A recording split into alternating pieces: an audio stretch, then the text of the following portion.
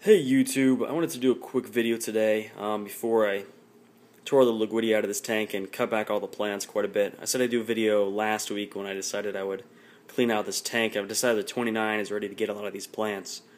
So I'm actually going to take out probably 3/4 of the liquidity in the tank and probably half the Hygrophila augustifolia, which actually won't make much of a dent in this tank. It'll just look normal after it's done.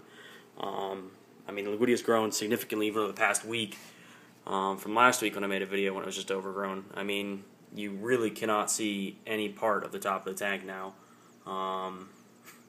really at all. Down here on the bottom, it's actually gotten dark from how much growth there's been with the liquidia.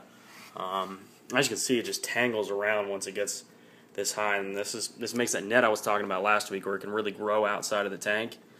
I wanted to do another video and kind of show how neat it is once it grows outside of the tank. I mean, it's gotten up to probably, what, an inch and a half there in some cases. And I really like how nice it looks once it grows up that high. I really want to put a suspended light over this tank at some point, but I'm moving here in about 5 months, and I figure at that point I can invest in a better light hanging over top of this tank and really give it another shot and see if I can have some growth outside of the tank and maintain the liquidity in a way where I can get 6 or 8 inches of growth outside of the tank. I've already had 3 or 4 inches before, and it looks really nice once it gets that high. Also, since last week, my duckweeds exploded. I had probably, I don't know, half this or less as of last week. So I wanted to convert to that as a floating plant in this tank instead of the Rika. I don't really like the Rika. It gets really thick, and it just gets obnoxious. I take tons of it out of my tanks. Actually, I want to show you guys real quick this other tank. I'm constantly growing Rika in my kind of, I don't know, I guess plant nursery. That's just because it's a great way of, I can leave the light on for 2 or 3 days at a time. That's actually what I do because I just forget about it.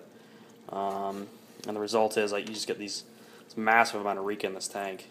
I actually just removed probably 4 times that, and the whole tank was completely covered in Rika. I actually love this tank now. I actually haven't done a video on it ever, but or at least in a long time.